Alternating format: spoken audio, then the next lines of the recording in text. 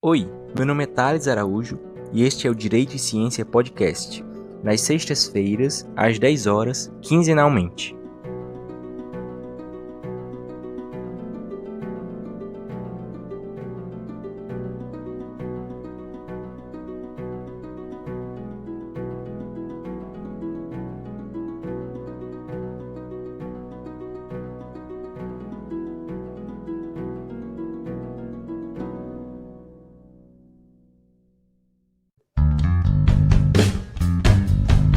Olá, sejam todos muito bem-vindos. Estamos iniciando hoje mais um podcast, um episódio do nosso podcast Direito e Ciência.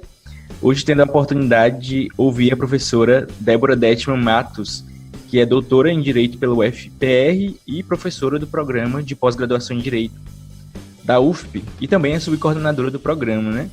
E além disso, a professora Débora, ela é coordenadora do Instituto de Estudos Políticos e Constitucionais, que, como não poderia deixar de ser, é uma referência, né, na pesquisa em direito constitucional aqui no nosso estado.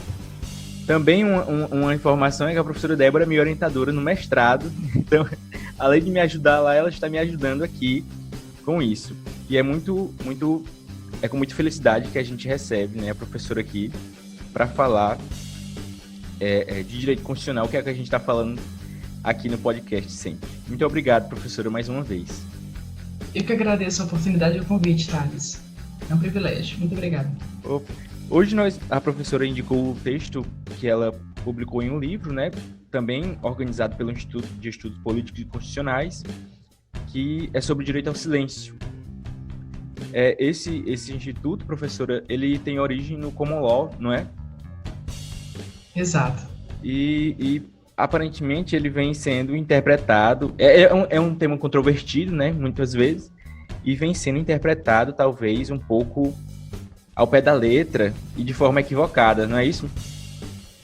Exato. A hipótese que eu trabalho nesse artigo que eu escrevi, eu realizo um estudo comparativo entre a jurisprudência e a aplicação da doutrina brasileira desse princípio constitucional, né, nos Estados Unidos que eles chamam de privilégio, né, a partir dos parâmetros norte-americanos e ingleses, e no final também comparando com o modelo canadense, para poder fazer um confronto, uma comparação de como que esses institutos eles foram sendo adaptados em cada um desses países, e para chegar a uma conclusão que talvez o Brasil não esteja dando a melhor interpretação possível em relação a esse instituto. Interessante que a gente pensa que o réu, no caso, ele não pode... Se a gente for interpretar nesse sentido ao pé da letra, a gente interpreta que ele não pode produzir qualquer tipo de prova. Mas o que acontece, de fato, é que os réus estão sendo obrigados a produzir provas, né? E o que é interessante observar é ver até onde é que o privilégio é aplicado. Então, por exemplo, a partir do momento em que ele tem que se identificar perante o Poder Judiciário, né? Isso já pode significar algum tipo de produção de prova. Então, é ver em que provas que ele é obrigado a produzir que esse privilégio pode ser considerado, não é isso?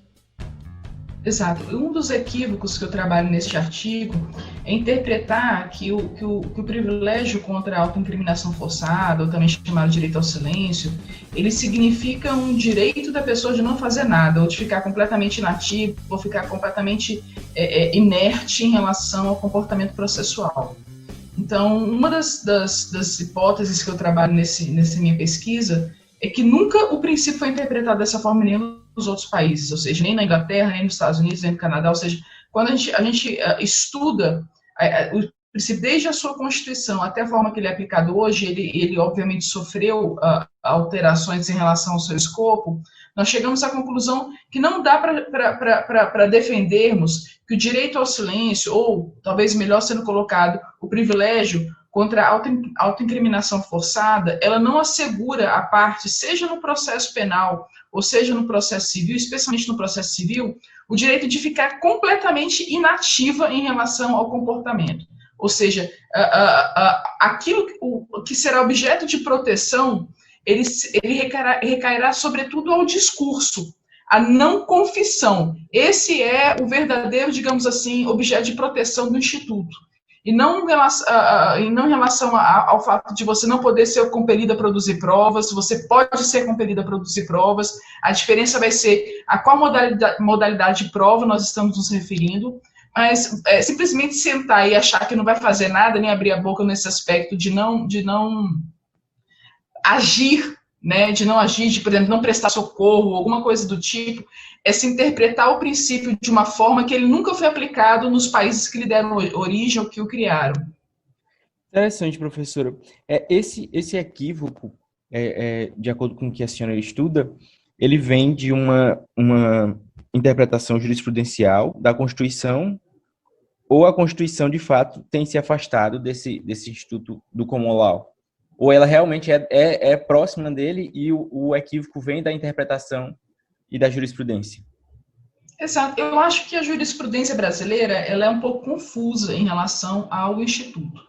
Porque, ora, nós vemos que a jurisprudência brasileira, ela cita, eu digo jurisprudência é também a doutrina, né? Uhum. Ela bebe, ela cita, ela se refere ao privilégio, seja nos Estados Unidos, seja na Inglaterra, que também são diferentes, seja no Canadá, mas ela, ao fazer referência para justificar o Instituto como se fosse de aplicação análoga, ela dá uma interpretação completamente diferente a esses países. Ou seja, você fala, olha, nos Estados Unidos o privilégio se aplica assim, mas no caso concreto se dá uma interpretação completamente distinta, né? E um dos aspectos que eu trabalho no artigo que mais diferem o modelo brasileiro dos modelos anglo-saxões diz respeito a essa confusão que existe entre o privilégio contra a autoincriminação forçada e a existência independente das provas. Então, o que eu trabalho é que da Inglaterra, desde os primórdios de aplicação do Instituto, que eu falo que foi um precedente muito famoso no caso inglês e muito antigo também, que é o caso Warwick Shaw, nós vimos que havia uma mulher que ela havia confessado mediante fraude, onde ela havia guardado as joias que ela havia roubado, e apesar daquela confissão ter sido considerada inválida, e aí esse é o objeto de proteção do Instituto, porque mediante promessa de recompensa, que naquela época era ilegal, você prometer a confissão mediante recompensa, pagamento em dinheiro, né?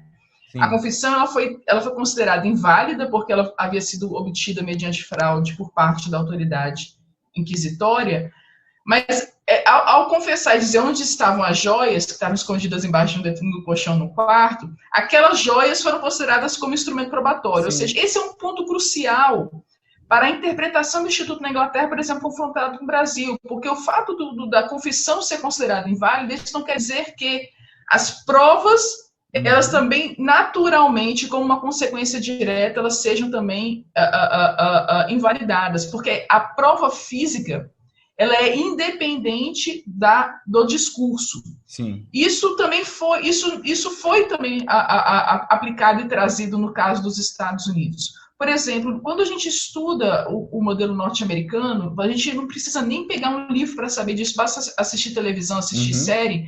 Nós observamos que os réus, por exemplo, os suspeitos, eles são, por exemplo, obrigados, compelidos contra a sua vontade, ainda que contra a sua vontade, eles podem ser judicialmente compelidos a fornecer prova de DNA, sim, por exemplo. Verdade. Correto? Por que essa ideia de que ele pode, por exemplo, ser obrigado a fornecer prova de DNA? Porque se tem o entendimento que o corpo físico, seja o sangue, seja a voz, seja documentos, todas essas provas físicas, elas não são protegidas pelo direito ao silêncio. Ou seja, você pode não ser obrigado a confessar, mas você pode ser obrigado a ofertar o seu corpo ou exames, enfim, caligrafia e uma série outras de provas, mesmo contra a sua vontade, para poder instruir o processo a pena digamos assim, de desacato, eu chamo de contempt of court, ou seja, de descumprimento de ordem judicial. Então, essa interpretação que o Brasil tem de que nós não podemos usar o DNA, porque isso constitui uma autoincriminação forçada, que nós não podemos usar o exame grafológico, ou imagem, ou som, ou seja lá o que for, isso é uma interpretação que foi aplicada no Brasil a partir da importação do Instituto anglo-saxão ou norte-americano de uma forma completamente distinta do que existia naqueles dois países. E quando nós usamos o privilégio contra a autoincriminação forçada, ou a impossibilidade de você produzir provas contra si, dentro do processo civil, a diferença ela se torna ainda mais gritante. Por quê? Porque no caso do processo civil americano, você, por exemplo, permanecer em silêncio, você pode sim ser obrigado a produzir prova. Aí é que o escopo não vai ser aplicado de jeito nenhum. Porque se no processo penal a pessoa ficar em silêncio, você não pode fazer inferência, não pode fazer conclusão de que ela, enfim, ela praticou o ato, aquilo que a gente chama de inferência positiva em relação ao juízo, ou seja, você pode concluir diante do silêncio que ela é culpada. No processo civil, esse tipo de juízo é permitido, ou seja, no processo civil, quem cala consente, ou seja, o juízo e as partes, o júri no processo civil pode concluir sim que você é culpado diante do silêncio. E aqui na reforma do Código de Processo Civil se tentou aplicar ao processo civil uma lógica que só existia nos outros países em relação ao processo penal.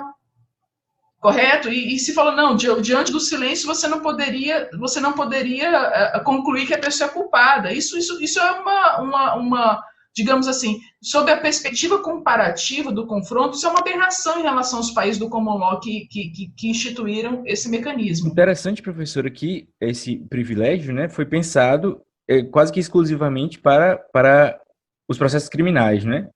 E aqui a gente tem aplicado em todo tipo de processo, inclusive quase recentemente, em relação à Comissão da Verdade também, não é? E a senhora fala essa questão de ser obrigada a produzir ou do silêncio, a gente vê isso claramente nos processos, por exemplo, de investigação de paternidade, né? Então, pode falar. É interessante esse exemplo que você dá, Thales, para mostrar a incoerência brasileira. Porque veja a situação. Se eu me recuso a fazer um exame de DNA, correto? Eu não posso concluir no processo penal, tal como tem sido interpretado aqui no Brasil, que eu sou culpada porque eu me recusei a fazer o exame de DNA. Isso mesmo. Correto? Aí o que faz o processo civil? O processo civil faz o seguinte, olha, eu por causa do privilégio contra a autoincriminação forçada, eu não posso compelir uma pessoa a fazer o exame de DNA. Uhum. Mas eu posso concluir que ela é culpada. Ou seja, perceba, pelo privilégio, eu também não poderia chegar a essa conclusão de que ela é culpada. Porque se eu tenho direito a não fornecer a prova, eu não estou defendendo que a pessoa tenha direito a não fornecer a prova, mas se ela tivesse o direito, pelo privilégio, a não fornecer a prova, eu também igualmente não poderia concluir que ela é culpada por não estar se fornecendo essa prova. Só que isso gerou uma aplicação tão inadequada a respeito dos exames de paternidade, ou seja, você tem uma tecnologia que consegue, com alto índice de confiabilidade, saber se a pessoa é pai ou mãe de um menor, que se chegou a concluir, você não quer fazer exame de DNA, então a gente vai concluir que você é. Só que o privilégio, tal como ele é instituído, ele não poderia permitir esse tipo de conclusão. Então se cria essas quimeras, essas aberrações em relação ao Instituto que nada tem a ver com que, enfim, com o escopo ou com o objeto de proteção a que ele se dedica. Eu acho que uma coisa semelhante a gente pode verificar também, um exemplo prático mais claro, talvez, dos crimes de trânsito, não é? Eu acho que a senhora cita a questão do artigo 305 do Código de Trânsito Brasileiro ter sido declarado inconstitucional. Enquanto o 304 não tem essa interpretação, é sobre a pessoa permanecer no local, né? Mas ser considerado crime ela abandonar ou deixar de prestar o socorro, né? Então, essa ideia de interpretação equivocada talvez seja vista também nesse exemplo. Muito, muito interessante, professor. Eu acho que a gente, na graduação, acaba tendo uma visão um pouco superficial demais dessas coisas, né? Eu, por exemplo, não tive acesso a uma reflexão nesse sentido. A gente costuma muito apenas ver a descrição, né, disso e acreditar que realmente é o direito de não fazer nada, né? O direito de não se incriminar, o direito de não fazer nada. Mas na origem é realmente o direito de apenas não confessar, né? Isso, claro, em decorrência de historicamente essas confissões terem sido obtidas por meio de tortura, né? E outros meios. Então, é muito interessante mesmo, professora. E eu também achei interessante ainda mais essa menção que a senhora faz ao caso do casal Nardoni, não é? Sobre a alteração do local. né, do crime. A senhora pode comentar um pouco sobre isso? Pois não, você perceba que se a gente chega a uma situação do ridículo, correto? Em que a pessoa ela não é obrigada a se autoincriminar, então também não poderia ser considerado inconstitucional você criminalizar, por exemplo, condutas como fraude processual, por exemplo, em que a pessoa queira alterar a cena do crime. Sim. Ou a pessoa queira, de alguma forma, apagar os vestígios a respeito da sua presença, porque ela estaria legitimada a agir de maneira a fazer tudo o que fosse possível para que isso não pudesse estar gerando algum tipo de incriminação. Você compelir ela a não se comportar dessa forma, automaticamente estaria compelindo ela a aceitar provas que poderiam lhe autoincriminar. Né? Eu estou dando isso como exemplo do que seria um conceito limite, né? uma interpretação ao limite do Instituto que obviamente criaria situações completamente ilícitas, né? Antijurídicas nesse aspecto. Perfeito. Professora, eu sempre aqui no programa, a gente costuma pedir indicações de leitura, né, para quem queira aprofundar. E aí eu ia lhe perguntar, já que a senhora no artigo faz um estudo mais histórico e conceitual, né, eu ia lhe perguntar quais leituras a senhora pode recomendar para quem quer fazer essa leitura no sentido de investigar a origem da expressão, né? Na Inglaterra, por exemplo. Tem um autor chamado Lanvin, que ele tem um artigo sobre a autoincriminação forçada e a forma que ele foi aplicada desde os primórdios da América colonial até os dias de hoje. Outro autor também que tem um artigo muito bom sobre o assunto, é um autor, acho que ele é da Universidade de Yale, mas eu não tenho certeza, chamado Akhil Reed Amar, né? É um nome também diferente, mas que ele também fala muito a respeito desse privilégio contra a autoincriminação forçada. Gostaria de trabalhar com vários... É importante quando a gente trabalha com esse tema também, fazermos referências a casos, porque o common law ele tem muito ele bebe muito no estudo dos casos, né? O caso Warwick Shaw, como eu citei na Inglaterra, um dos precedentes muito famosos também dos Estados Unidos sobre essa questão é aqueles chamados alertas de Miranda, né? Que todo mundo também conhece, talvez seja um dos mais famosos dos Estados Unidos, que a gente vê em filme também, você tem direito de permanecer em silêncio, tudo que você disser poderá ser usado contra você no tribunal. Sim. Ou seja, o caso, né, que definiu, o caso Miranda, que definiu esses chamados alertas, eles são bem interessantes também, porque o que eu acho mais importante, talvez, Thales, enfatizar, é que existe a regra que protege o direito a não confessar, e existe as hipóteses de exceção. Ou seja, o próprio, por exemplo, quando a gente trabalha com a ideia do fruto da árvore envenenada, que é também uma criação doutrinária norte-americana, a gente vê que a própria doutrina norte-americana e a jurisprudência, ela prevê exceções a essa regra. É verdade. Então, não é porque uma prova ela foi obtida de uma maneira inicialmente ilícita que ela nunca mais vai poder ser revalidada e vai estar gerando, consequentemente, em todos os casos, a invalidação por derivação. A própria jurisprudência norte-americana, ao instituir um mecanismo, ela instituiu exceções, não é verdade? Ou seja, por exemplo, imagina você, um policial, chegando para um traficante, por exemplo, e você chega e fala bem assim, onde é que, numa abordagem na rua, onde é que você botou a droga? A droga está aqui dentro do bueiro, está dentro da caixa Ou seja, perceba que ele ainda não deu os alertas de Miranda, né? Advertindo que ele tem direito de permanência. Ele não deu ainda os alertas de Miranda. Mas ele está numa situação em que ele não pode deixar um revólver, uma droga ou algum material incriminatório em um espaço público, em que as pessoas podem ter acesso à arma, podem ter acesso à droga, podem ter acesso. Ou seja, às vezes a autoridade policial, antes sequer de dar esses alertas, ela precisa praticar ações que são emergenciais. Ou ainda, você está conduzindo ainda a pessoa para interrogatório e a pessoa começa espontaneamente a confessar. Sim. É outro exemplo que acontece. Está dentro do camburão, por exemplo, o preso, ele começa a confessar sem ter tido as advertências dos alertas de Miranda. Então, em diversos casos, a doutrina americana ela começou a estipular, quando você tem acesso às provas de maneira independente, ou seja, quando a polícia naturalmente ia ter acesso de outra forma àquilo que foi objeto de confissão, então você começa a ter exceções que permitem que as provas possam ser revalidadas.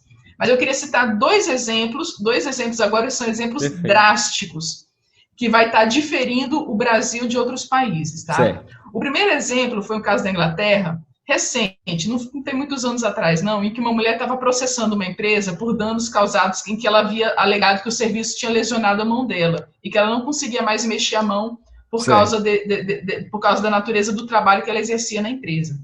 O que fez a empresa? A empresa contratou um detetive particular para saber se ela tinha realmente se lesionado. O detetive particular foi até a casa da mulher, pegou uma câmera e filmou a mulher usando a mão normalmente dentro de casa. Ou seja, se observou que ela havia mentido no vídeo, porque ela estava na plena faculdade da física em relação ao emprego das mãos. Só que o detetive ele havia invadido a propriedade para poder conseguir obter aquele vídeo. O que fez, então, a jurisprudência inglesa? Olha como é que a jurisprudência inglesa ela se afasta, portanto, daquilo que nós, ou daquilo que nós normalmente faríamos aqui no Brasil. A jurisprudência inglesa falou o seguinte, olha, o detetive que invadiu propriedade vai responder por trespassing, ou seja, por invasão de propriedade. E a mulher teve o processo indeferido porque ela mentiu. Perceba, portanto, que ele não simplesmente fingiu que aquela realidade ou que aquela prova ela era inexistente. Isso. Ele aceitou uma prova que havia inicialmente sido obtida de maneira ilícita, para poder revalidar a tal ponto de falar o seguinte, o processo não pode criar uma realidade paralela que se confronta ou que é absolutamente incompatível com a realidade da vida, ou seja, ele não pode fechar os olhos de uma maneira completa para poder saber que aquela prova ela é uma prova que nunca, portanto, poderá ser invalidada no processo. O que precisa é uma visão ampla do processo para saber se a pessoa, se a parte, ela conseguiu produzir provas de fazer com que a sua tese pudesse ser, digamos assim, apreciada pelo juízo da maneira mais ampla. E foi, agora perceba, eu estou dizendo isso, mas isso são hipóteses excepcionais. Não estou falando que isso é regra, isso é exceção, mas existe espaço para exceção na jurisprudência. Sim. A mesma coisa fez a Corte Europeia de Direitos Humanos. Porque a Corte Europeia de Direitos Humanos, um caso Gafken, que foi de um estudante de direito que estuprou e matou uma criança, irmão de uma amiga do estudante, ele cobrou, depois de ter assassinado a criança, ele cobrou recompensa da família para que a família pudesse pagar recompensa como se ele tivesse sequestrado, quando a criança, na verdade, já estava morta. Mas nem a família, nem a polícia sabiam que a criança estava morta, achavam ainda que a criança estava sequestrada. Então, o que fez a polícia? A polícia seguiu, rastreou o Gafken, né? Na hora que ele foi pegar o dinheiro, prendeu o estudante de direito. E o estudante de direito, acompanhado pelo advogado, invocou o direito ao silêncio, ou seja, falou assim, não vou falar nada. A polícia, portanto, agindo de maneira errada, tá bom? Isso é inquestionável, agindo de maneira ilícita, à noite foi interrogar a Gafken e falou o seguinte, ameaçou ele, olha, se você não disser onde está a criança, era inverno, eles achavam que a criança ia morrer porque estava nevando, né? Então eles tinham urgência em achar a criança, eles temiam naquele momento pela vida da criança, porque eles não sabiam que a criança já estava morta. Eles disseram pro pedófilo, né? Eles falaram, olha, ou você fala onde está a criança, ou nós vamos te colocar em uma cela com estupradores para que eles possam te estuprar, né? Eles não bateram nele nem nada, mas ameaçaram ele, né? Sim. E ele, diante da ameaça, falou onde estava a criança. O que a polícia fez? A polícia chegou no local, encontraram o cadáver da criança e lá procederam toda a colheita de provas, né? DNA, marca de sapato, enfim, fizeram toda a análise da cena de crime. Ele foi denunciado por homicídio e no julgamento ele alegou que que aquela prova havia sido obtida ilicitamente, aquela confissão era uma confissão ilícita. Sim. Né? E curiosamente, olha que interessante, a Corte Europeia de Direitos Humanos, ao analisar a denúncia contra a Alemanha, né, de confissão obtida mediante tortura, considerou ilícita a confissão, ou seja, disse que a confissão de Gafken não poderia ser utilizada, mas validou todo o exame de DNA, provas, laudo cadavérico, tudo que havia sido feito no local, eles consideraram válidos. Então, até mesmo países em que tem essa teoria do fruto da árvore envenenada, possui também hipóteses excepcionais em que a prova, ainda que obtida ilicitamente, ela poderia ser validada dentro do processo. Né? Volto a dizer aqui, sempre como exceção, porque senão você também valida a tortura, você valida instrumentos inadequados de obtenção da prova. Mas existem situações limite em que realmente nós precisamos abrir nossos olhos para saber se isso vale a pena a condução de um processo absolutamente dissociado da realidade. Perfeito, professora. Nós estamos chegando ao final do nosso tempo programado, mas eu queria pedir para que a senhora comentasse, professora, só sobre esse caso que a senhora cita, para falar da origem, né, da expressão, que é o caso em inglês do John Lilburn. Eu não sei se é assim que se pronuncia. Eu acredito que sim. Então, para encerrar, eu só gostaria que a senhora fizesse um comentário sobre isso em relação à origem dessa expressão, né, em inglês ainda. Pois é, o John Lilburn, ele é considerado o precedente, digamos assim, o precedente mais antigo em que o direito à autoincriminação forçada foi empregado, né? Ele era um opositor da coroa, ele era a doutrina chamava ele de leveler, que são os niveladores, ou seja, ele era de um posicionamento político contrário à monarquia, ele tinha tendência republicana na Inglaterra, e ele foi levado àqueles que eles chamam de Câmara Alta, que era uma espécie de corte responsável para o julgamento dos crimes de traição. E ele foi levado lá, né? Então, em vários momentos durante o julgamento de Lilburn, ele fala o seguinte, ele fala... porque a gente tem que saber que naquela época, a gente está falando aqui do século XVII, né? Portanto, há muitos séculos atrás, os juízes, eles faziam a pergunta, né, e a pessoa ela era obrigada, compelida a responder. E a resposta do réu naquele momento era a única forma de defesa que ele teria. Nós estamos falando de um período que não existia advogado de defesa, não existia sequer advogados, tá bom? Então, era um período em que todo o processo ele era conduzido de uma maneira muito, muito informal. Então, era a única oportunidade de defesa que ele teria. E nesse julgamento, ele não invoca o direito, na verdade, a ficar em silêncio no sentido estrito da palavra. Muito pelo contrário. A sua atuação no processo, ela é uma atuação muito ativa. Ele fala bastante no processo. Mas toda a fala de Lilburn era no seguinte, olha, eu não vou falar uma palavra enquanto vocês não me disserem qual é a minha acusação. Eu estou sendo acusado do quê? Né? Se vocês me acusarem, eu me defendo, mas eu não vou aqui eu mesmo ser a minha acusação. Que era essa questão. Então, na verdade, antes de invocar o direito ao silêncio, Lilburn, na verdade, ele estava muito mais invocando uma acusação apropriada, que é algo que vai se desenrolar nas décadas seguintes, não naquele momento, mas vai ser no século seguinte, especialmente, que é o fato de você ter uma defesa, você ter uma acusação e toda a responsabilidade da incriminação do réu ser responsabilidade da acusação e não do réu, ou seja, o réu ele não poderia ser um instrumento da sua própria acusação. Ótimo. Perfeito. Professora, a senhora indicou para a gente autores estrangeiros, né?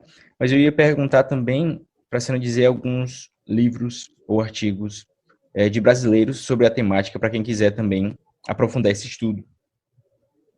Ótimo. Eu indicaria, assim, sem falsa modéstia, né? Mas esse artigo meu que trata disso, ele é um bom artigo.